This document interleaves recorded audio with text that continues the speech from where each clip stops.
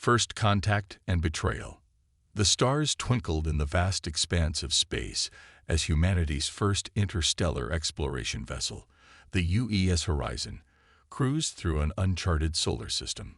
Captain Elena Rodriguez stood on the bridge, her dark eyes scanning the holographic displays surrounding her. After months of travel, they had finally detected signs of an advanced civilization. "Captain, we're receiving a transmission," Lieutenant Wei Chen announced, his fingers dancing over the console. "It's not on any frequency we've used before." Rodriguez straightened her uniform. "This is it, people. First contact. Let's make history." The main screen flickered to life, revealing a being unlike anything they had ever seen. Its skin was a shimmering blue-green, with 4 eyes arranged in a diamond pattern on its face. When it spoke, its voice resonated with a musical quality that the ship's translators struggled to interpret. "Greetings, travelers. I am High Chancellor Zarkon of the Zarkonian Empire. We welcome you to our space." Over the next few weeks, the crew of the Horizon engaged in a cultural exchange with the Zarkonians. They learned of a vast empire spanning hundreds of star systems, with technology far beyond Earth's capabilities. The Zarkonians seemed eager to share their knowledge, offering advancements in medicine, energy production, and faster-than-light travel. Back on Earth, governments and corporations scrambled to prepare for a new era of interstellar relations. Trade agreements were drafted, cultural attaches were appointed, and a grand ceremony was planned to officially welcome the Zarkonians to the Sol system. On the day of the ceremony, millions watched as the sleek Zarkonian ships descended through Earth's atmosphere, landing in a specially constructed spaceport outside of New Geneva. High Chancellor Zarkon emerged, resplendent in flowing robes that seemed to change color with every movement. United Earth President Adebayo stepped forward, extending his hand in the universal gesture of peace. "On behalf of humanity, we welcome you to Earth, High Chancellor." Zarkon's upper eyes blinked slowly as he regarded the human's outstretched hand. Then, with a fluid motion, he grasped it firmly. "We look forward to a long and prosperous relationship between our peoples." As the months passed, Zarkonian technology began to transform human society. Clean energy plants sprung up across the globe, eliminating pollution almost overnight. Diseases once thought incurable were wiped out by advanced medical techniques. Humanity's first extrasolar colony was established with Zarkonian assistance, a testament to the seemingly bright future ahead. But not everyone was convinced. Dr. Samantha Cole, a xenobiologist working closely with the Zarkonians, noticed discrepancies in their behavior. "They're hiding something," she confided to her colleague, Dr. James Wong. "Their technology, it's not just advanced, it's almost like they're deliberately holding back." Wong scoffed. "Come on, Sam. Why would they do that? They've given us more than we could have ever dreamed of." Before Cole could voice her suspicions further, alarms blared throughout the research facility. The ground shook as explosions rocked the building. "What the hell?" Wong shouted, steadying himself against a desk. Cole's face paled as she looked out the window. Zarkonian ships, different from the sleek diplomatic vessels they had seen before, filled the sky. These were clearly warships, raining destruction on the helpless city below. Across the globe, similar scenes unfolded. The Zarkonian embassy in New Geneva transformed into a fortress, energy shields springing to life as troops poured out. Orbital defense platforms, gifts from the Zarkonians, turned their weapons earthward instead of protecting against external threats. In low Earth orbit, the fledgling United Earth Defense Fleet found itself outgunned and outmaneuvered. Ships that had once been top of the line were swatted aside like insects by Zarkonian cruisers.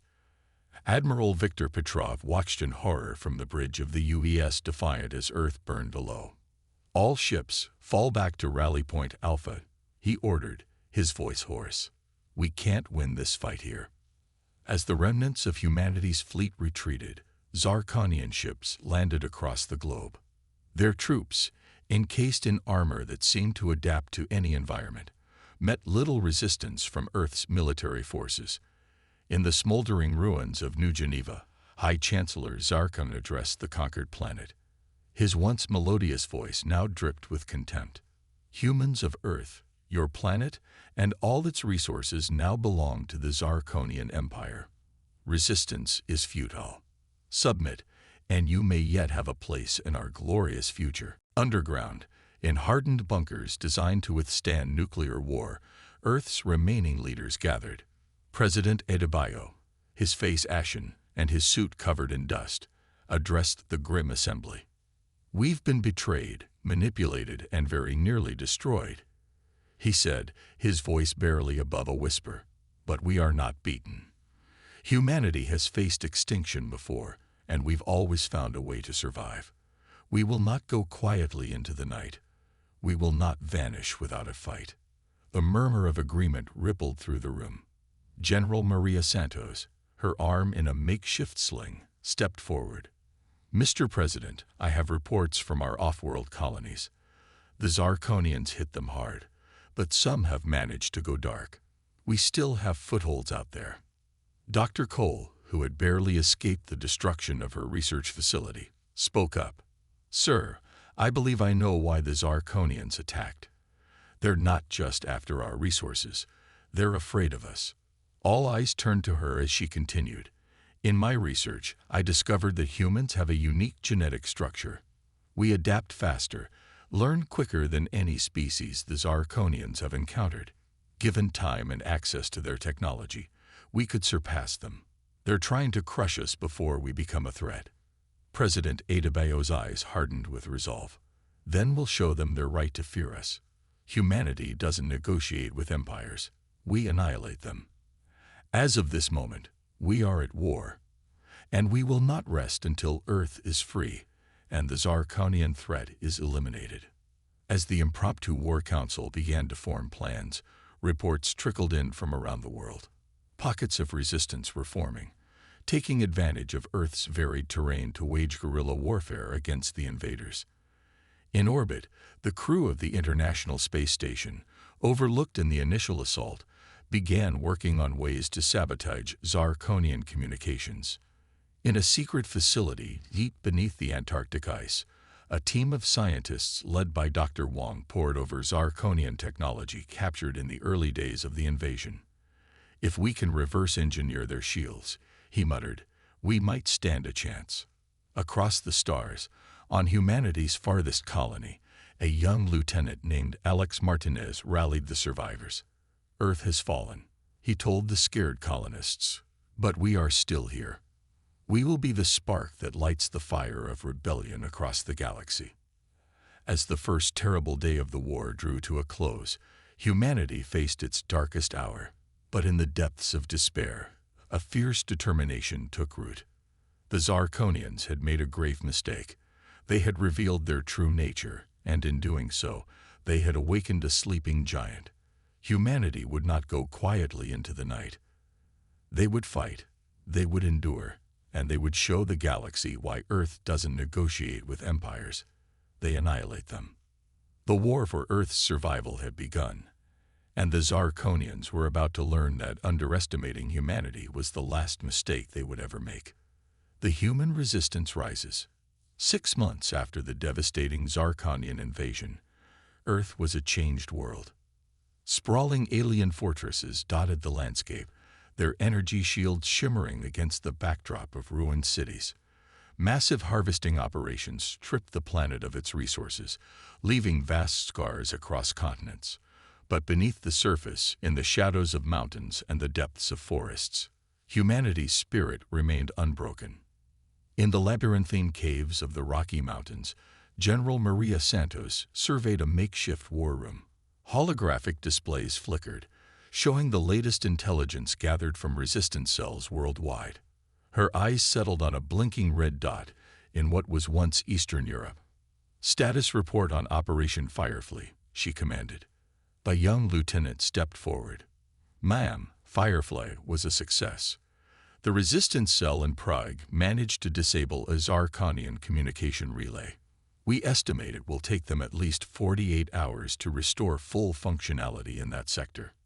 Santos nodded, a grim smile on her face. Good. That'll buy our people in the region some breathing room. Any word from the Luna base?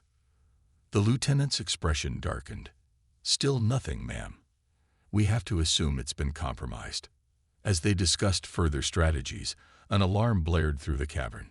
Incoming transmission from Foxhound, a communications officer announced. The main screen lit up, revealing the dust-streaked face of Dr. Samantha Cole. "General, we've made a breakthrough," she said, her eyes gleaming with excitement despite the visible exhaustion. "We've managed to crack the Zarkonian neural interface." Santos leaned forward, her interest piqued. "Explain." "Their combat armor," Cole continued. "It's not just protection. It's directly linked to their nervous system. We found a way to disrupt that link. In simulations, it renders their elite troops practically helpless." For the first time in months, Santos felt a glimmer of hope. "How soon can we weaponize this?" "We're working on a prototype now. Give us 2 weeks, and we'll have something field-ready." As the transmission ended, Santos turned to her staff. "This could be the game-changer we've been waiting for. Prepare our strike teams. In 2 weeks, we launch Operation Achilles." Meanwhile, across the Atlantic, in the flooded ruins of London, a different kind of resistance was taking shape. Jack Harper, once a brilliant software engineer, now led a team of hackers in a constant digital war against the Zarkonian information network. "They're adapting faster than we anticipated," Harper muttered, his fingers flying across a jury-rigged keyboard. "But so are we." With a final keystroke, he sat back, a look of satisfaction on his face. "Got it. Their drones in the sector will be blind for the next hour." His second-in-command, Zara, grinned. "Perfect timing. The scavenging team is already on the move." As darkness fell, a group of resistance fighters moved silently through the abandoned streets of London. Led by former Royal Marine Thomas Bulldog Jenkins, they made their way to a Zarkonian supply depot. "Remember," Jenkins whispered, "we're after their portable shield generators. Anything else is secondary." The team worked quickly, disabling alarms and slipping past the reduced guard presence. Thanks to Harper's hack, the normally vigilant security drones hung motionless in the air. As they loaded the precious shield generators onto their stealth skiff, an ear-splitting shriek filled the air. The drones had come back online earlier than expected. "Move, move, move," Jenkins roared, providing covering fire as his team scrambled aboard the skiff. They sped away, weaving through the flooded streets as Zarkonian patrols gave chase. Just when it seemed they might be cornered, the skiff dove into the murky Thames, activating its submersible mode. Back at the Resistance hideout, Harper greeted the returning team. "Cutting it a bit close, weren't you?" he quipped, helping to unload the stolen tech. Jenkins clapped him on the shoulder. "Had to give you hackers something to improve on, didn't we?" Across the globe, similar scenes played out. In the dense jungles of Brazil, guerrilla fighters led by Maria Oliveira staged daring raids on Zarkonian mining operations. In the vast Australian outback, Aboriginal trackers guided resistance groups past alien patrols, using ancient knowledge of the land to remain undetected. But it wasn't just on Earth that humanity fought back. On Mars, the fledgling colony had gone dark, faking its own destruction. Deep underground, colonists worked tirelessly to adapt their terraform technology into weapons. Dr. Hiroshi Tanaka, the lead scientist of the Mars project, addressed the Colony Council. "We've successfully modified the atmosphere processors. When activated, they'll release a gas that's harmless to humans, but highly corrosive to Zarkonian biology." Colony leader Isham Kruma nodded solemnly. "Excellent work, Doctor. But remember, this is a weapon of last resort. We use it only if they discover us." In the asteroid belt, what remained of Earth's space fleet played a deadly game of cat and mouse with Zarkonian patrols. Admiral Viktor Petrov, commanding from the battered but unbowed UES Defiant, had turned the belt into a treacherous battlefield. Status on Operation Trojan. Petrov asked his XO. Sir, the modified asteroids are in position. We're ready to initiate on your command. Petrov allowed himself a small smile. Commence Operation Trojan. Across the belt, seemingly innocuous asteroids suddenly came to life. Thrusters fired, sending them on a collision course with key Zirconian supply lines. As the alien ships moved to intercept, the asteroids split open, revealing they were hollow and filled with explosive charges and EMP devices. The resulting chaos allowed Petrov's fleet to strike, destroying several Zirconian cruisers before disappearing back into the asteroid field. On Earth, as news of these victories spread through the resistance network, morale soared. Humanity was bloody but unbowed, their innovative tactics keeping the technologically superior Zirconians off balance. In her Rocky Mountain headquarters, General Santos received the reports with grim satisfaction. But she knew these were just the opening moves in a long, grueling war. We've surprised them, she told her staff. Now we need to press our advantage. It's time to take the fight to the next level. As if in answer to her words, a junior officer burst into the room. General, we're receiving a transmission from Luna Base. The main screen flickered to life, revealing a face Santos had feared she'd never see again. It was Alex Martinez, the young lieutenant who had rallied the off-world colonies. General, Martinez said, his voice filled with determination. Luna Base is secure, and we got something that's going to change everything. As Martinez began to explain, Santos felt a surge of hope. The resistance had proven humanity's resourcefulness and will to survive. Now, with this new development, they had a chance to do more than just resist. They could win. The war for Earth's freedom was far from over, but humanity had shown that they were far from defeated. The Zirconians had awakened a sleeping giant, and now they would face the full fury of a species fighting for its very existence. Technological breakthrough. The lunar landscape was a stark contrast to the war-torn Earth visible in the distance. Inside the restored Luna Base, a hive of activity buzzed as scientists and engineers worked tirelessly on a project that could turn the tide of the war. Lieutenant Alex Martinez led General Santos through the facility, his excitement barely contained. We call it Project Prometheus, he explained as they entered a vast chamber. In the center stood a sleek spacecraft unlike anything Santos had ever seen. Its hull seemed to shimmer, almost as if it wasn't entirely there. Dr. Yuki Tanaka, the lead scientist, approached them. General, what you're looking at is the culmination of years of theoretical work and months of practical application. We've successfully reverse-engineered and improved upon the Zirconian phase shift technology. Santos' eyes widened. You mean?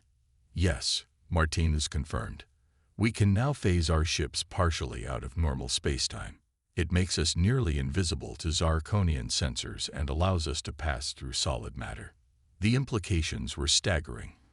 With this technology, human ships could strike from anywhere, bypass any defense, and disappear before the enemy could respond. How soon can we implement this on a larger scale? Santos asked, her mind already racing with tactical possibilities. Dr. Tanaka consulted her datapad. We can outfit the remaining Earth fleet within a month. But there's more. She gestured to a smaller device on a nearby workbench. We've also developed personal phase shift devices.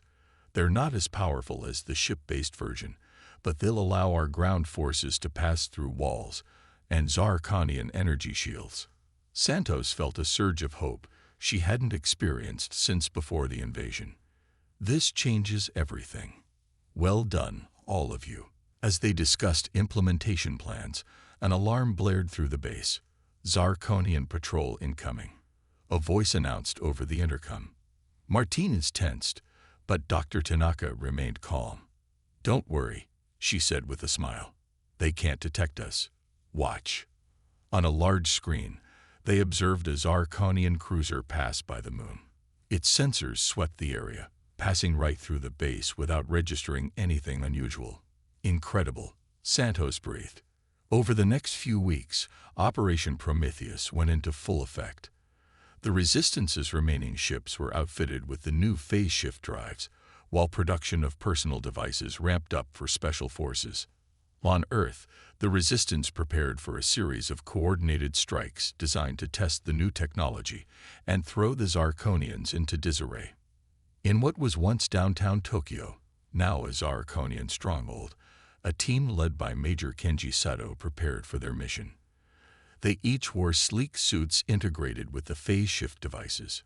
"Remember," Sato briefed his team, "we're here to gather intelligence and sabotage their central command node. No unnecessary engagements." With a nod, Sato activated his device. There was a brief tingling sensation, and suddenly the world looked slightly out of focus.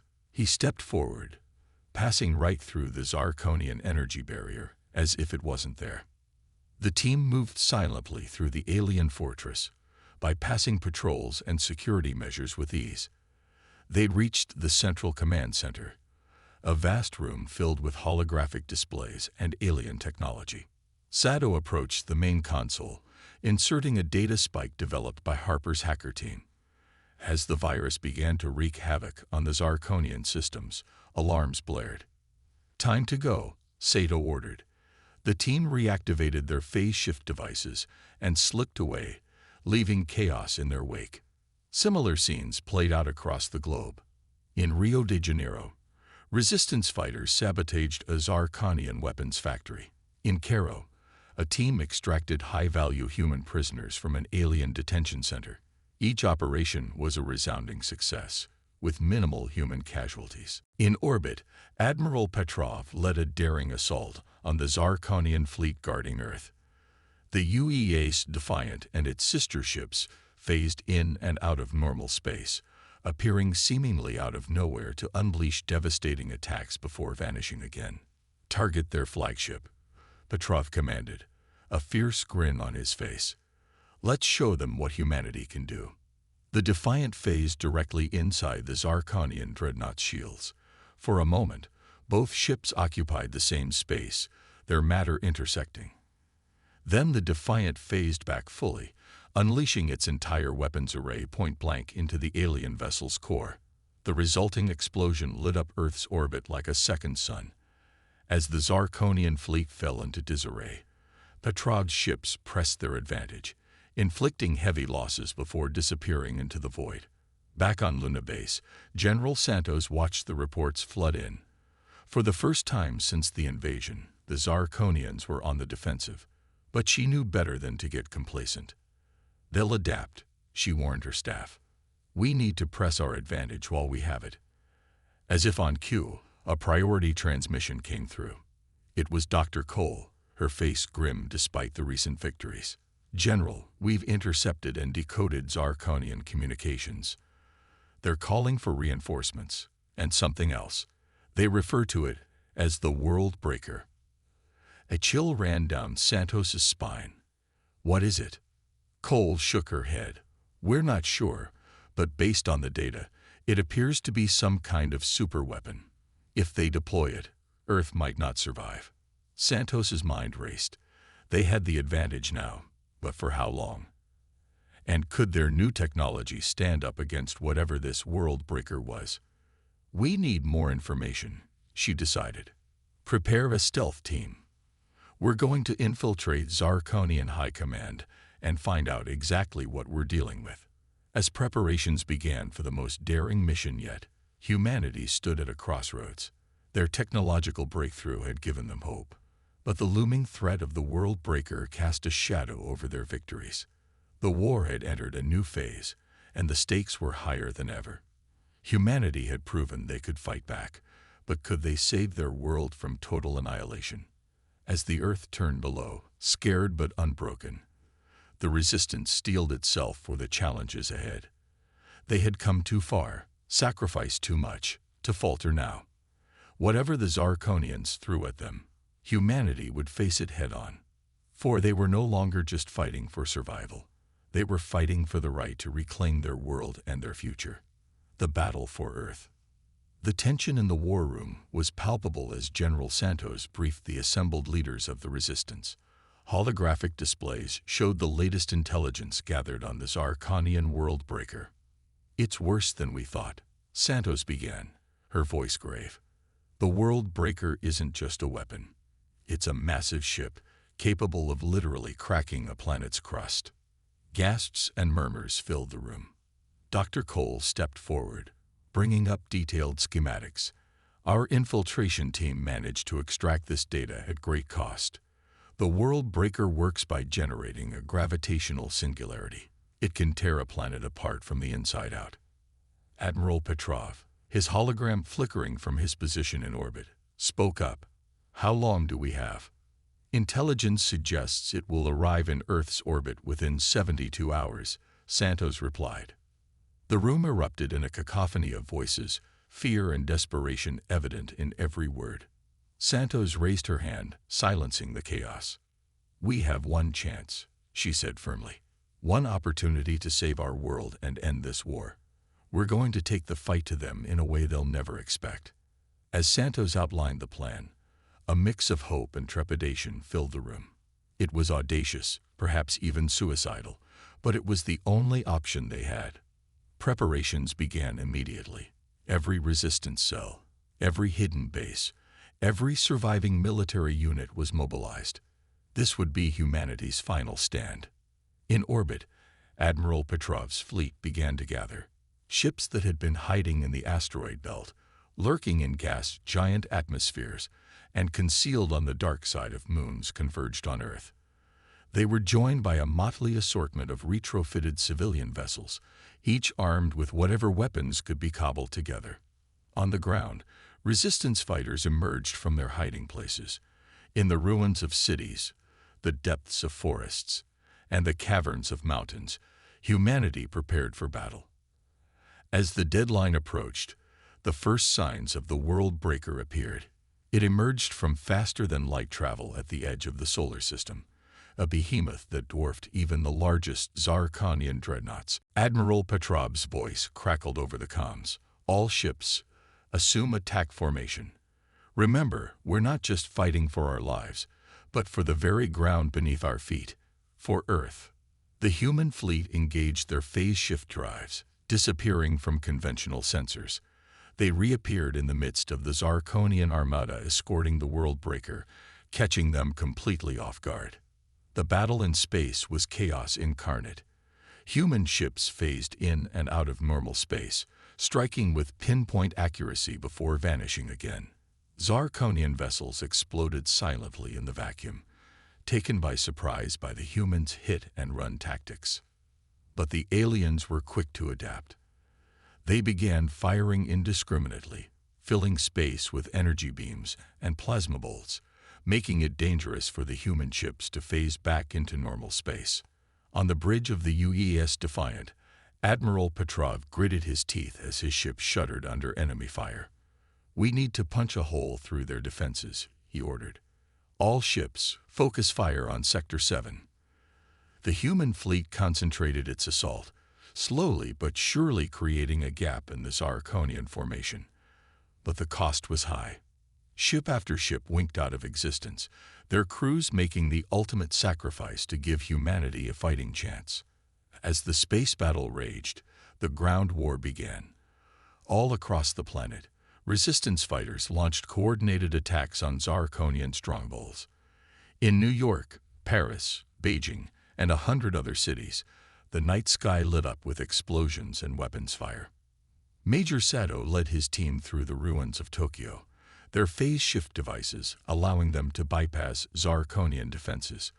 They planted explosive charges at key structural points of the alien fortress dominating the city skyline. "Charges set," Sato reported, falling back to extraction point. Similar reports came in from around the globe. The resistance had struck hard and fast, throwing the Zarkonian ground forces into disarray. But it wasn't enough. The world breaker continued its inexorable approach to Earth, shrugging off the attacks of the human fleet like annoying insects. In the Lunar Command Center, General Santos watched the battle unfold with growing desperation. "Where's Martinez?" she demanded. As if in answer, a new contact appeared on the tactical display. The Prometheus, humanity's most advanced ship, cloaked directly above the World Breaker. Lieutenant Martinez's voice came through, calm despite the chaos around him. "Prometheus in position, General. We're initiating Operation Trojan Horse." The Prometheus fired its main weapon, not at the World Breaker, but at the empty space beside it. A swirling vortex appeared, a manually generated wormhole. "All units, fall back," Santos ordered. "I repeat, all units fall back now." As the human forces disengage, the Zarkonians pressed their advantage, not realizing the trap they were walking into. The World Breaker, along with a significant portion of the Zarkonian fleet, moved towards Earth, passing through the area where the Prometheus had fired. Suddenly, space itself seemed to twist. The wormhole expanded rapidly, engulfing the World Breaker and nearby ships. In a flash of light that outshone the sun, they'd vanished. For a moment, everything was silent. Then cheers erupted across every human channel. The World Breaker, along with the heart of the Zarkonian invasion force, had been transported to a distant, empty sector of space, far from any habitable worlds. But the battle wasn't over. Enraged by the loss of their superweapon, the remaining Zarkonian forces fought with renewed fury. The space around Earth became a graveyard of broken ships and shattered dreams. On the ground, the fighting intensified. In the ruins of London, Jack Harper led a desperate defense against waves of Zarkonian shock troops. In the Amazon rainforest, Maria Oliveira's guerrillas engaged in brutal close-quarters combat with alien patrols. As the battle reached its climax, humanity's resolve was tested to its limits. Every victory was paid for in blood. Every advance met with fierce resistance. But slowly, inexorably, the tide began to turn. Admiral Petrov's voice, tired but triumphant, came over the global command channel. "Their fleet is in full retreat. Earth's orbit is secure." On the ground, Zarkonian forces began to surrender, cut off from orbital support and faced with an enemy that could strike from anywhere. As the dust settled and the extent of their victory became clear, a stunned silence fell over the resistance forces. They had done it.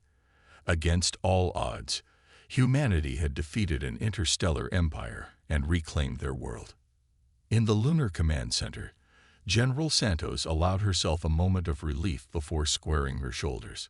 "Well done, everyone," she said, her voice thick with emotion. "But our work isn't finished. We have a world to rebuild." As the sun rose on a liberated Earth, humanity faced an uncertain future. The planet was scared, its cities in ruins, its population decimated. But they had survived. More than that, they had triumphed. The war was over, but the real challenge was just beginning. How would humanity move forward?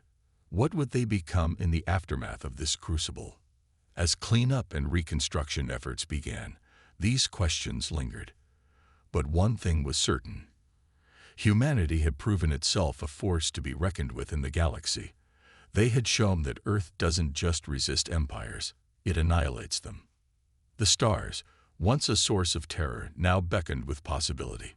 And humanity, bloodied but unbowed, stood ready to meet whatever challenges the universe had in store. The final confrontation. 5 years had passed since the battle for Earth. The planet, once ravaged by war, was slowly healing. Green shoots sprouted from blackened Earth, and the ruins of cities were giving way to new gleaming structures that melded human ingenuity with salvaged Zarkonian technology. In the rebuilt United Nations headquarters in Geneva, General Maria Santos, now Secretary of Earth Defense, stood before a gathering of world leaders. The mood was tense, anticipatory. "Ladies and gentlemen," Santos began, her voice carrying the weight of her experiences. 5 years ago, we fought for our very existence. Today, we stand at another crossroads. She gestured, and a holographic display flickered to life, showing a vast star map. Our deep space probes have detected significant Zarkonian activity at these coordinates. It appears they're rebuilding, possibly preparing for another assault. Murmurs of concern rippled through the assembly. Santos raised her hand for silence. But we're not the same world they nearly conquered. We've grown stronger, more unified. And now we have a choice to make. Do we wait for them to come to us again? Or do we take the fight to them? The debate that followed was heated. Some argued for a preemptive strike, to crush the Zarkonian threat once and for all. Others advocated for a more diplomatic approach, hoping to negotiate a lasting peace. In the end, a compromise was reached. Earth would send an expedition, part diplomatic mission, part show of force, to the heart of Zarkonian space. Their goal, to negotiate from a position of strength and ensure the safety of Earth and its colonies. Preparations began immediately. The UES Horizon, Earth's most advanced ship, was chosen to lead the mission. Its crew represented the best of humanity, scientists, diplomats, and soldiers, all working together. Dr. Samantha Cole, now the foremost expert on Zarkonian biology and culture, was selected to head the diplomatic team. Admiral Viktor Petrov would command the military escort, and piloting the Horizon would be none other than Alex Martinez, the hero of Luna Base, now a seasoned captain. As the day of departure approached, humanity held its breath. This mission could determine the course of human history for generations to come. The launch was broadcast globally. Billions watched as the Horizon and its escort ships rose from Earth's atmosphere, their new phase shift drives glowing with otherworldly energy. Godspeed, Secretary Santos said softly as the ships disappeared into the depths of space. The journey to Zarkonian space was tense. Every crew member was acutely aware of the weight of their mission. As they approached the coordinates of the detected Zarkonian activity, Captain Martinez's voice rang out over the ship's comms. All hands, battle stations, we're about to make history. Again. The Horizon dropped out of faster-than-light travel, its escorts flanking it in perfect formation. Before them lay a sight that took their breath away. A massive space station, easily dwarfing anything humanity had ever built. We're being hailed, the communications officer announced, a note of surprise in her voice. The main screen flickered to life, revealing the familiar face. High Chancellor Zarkon, the very same who had orchestrated the invasion of Earth years ago. But he looked different now, older, wearier. Greetings, humans, Zarkon said, his voice lacking the arrogance it once held. We've been expecting you. Dr. Cole stepped forward. High Chancellor, we've come to discuss the future of our species relationship. We hope to find a peaceful resolution, but make no mistake, we're prepared for any eventuality. Zarkon nodded slowly. Much has changed since we last met, Dr. Cole. Perhaps it's time we talked, truly talked. What followed were days of intense negotiations. The humans learned that the Zarkonian Empire was not as monolithic as they had believed. The failed invasion of Earth had sparked a civil war, with many Zarkonians questioning the aggressive expansion policies of their leaders. Zarkon, once the face of the invasion, was now the leader of a reform movement, seeking to change the empire from within. But hardliners still held significant power, and the threat of renewed conflict loomed large. As the talks progressed, tensions rose. Hardline elements in the Zarkonian military attempted a coup, trying to seize control of the space station and destroy the human delegation. The resulting battle was chaotic.